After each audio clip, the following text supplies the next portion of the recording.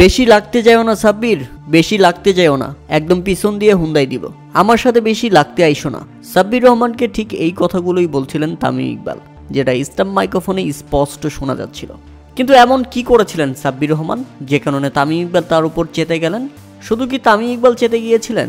না দর্শক, সাব্বির রহমানও কম নয়। তামিম ইকবালকে কোনো ধরনের পাত্তাই দেয়নি তিনি। অথচ চট্টগ্রামের পোলার সঙ্গে চট্টগ্রামে এসেই সাব্বির রহমান যা করেছিলেন তা ছিল একেবারে অপ্রত্যাশিত। তামিম ইকবালের দিকে তেড়ে যাচ্ছিলেন, ভাগ্যিস থিসারা পেরেরা তাকে আটকে দিয়েছিলেন, কিন্তু তাতেও যেন শান্ত করা যাচ্ছিল না সাব্বির রহমানকে।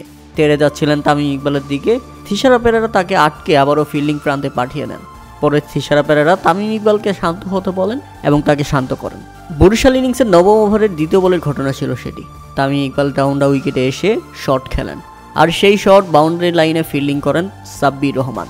তবে সাব্বির রহমান ফিল্ডিং করতে গিয়ে নাটক করেন, বল না ধরে সামনের দিকে ঠেলে দেন এবং তিনি হাঁটা শুরু করেন, যাতে তামিম ইকবাল আবারও আরেকটি রান নেওয়ার জন্য দৌড় দেন এবং তিনি তাকে রান আউট করতে পারেন। এক প্রকার নাটক শুরু করছিলেন সাব্বির রহমান, যেটা পছন্দ হয়নি তামিম ইকবালের। তামিম ইকবাল শুরুতে কিছু একটা বলছিলেন, তাতে সাব্বির রহমান এই সিনিয়র ক্রিকেটারের দিকে তেড়ে আসেন এবং উত্তর দিতে থাকেন, মুখের ওপর তর্ক করতে থাকেন এবং তামিম ইকবালের দিকে এগিয়ে আসতে থাকেন। আর যেখানেই মূলত খেপে যান তামিম ইকবাল এবং তিনি বলে বসেন, বেশি লাগতে আইসো না সাব্বির, একদম পিছন দিয়ে হুন্ডাই দিব, আমার সাথে বেশি লাগতে আইসো না।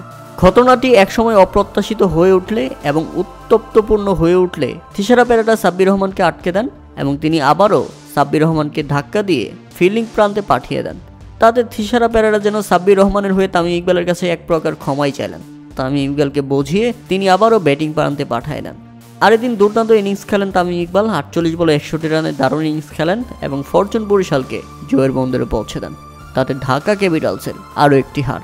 প্রিয় দর্শক, এই ঘটনায় আপনি কাকে দোষারোপ করবেন এবং আপনাদের মতামত অবশ্যই আমাদের কমেন্ট করে জানাবেন।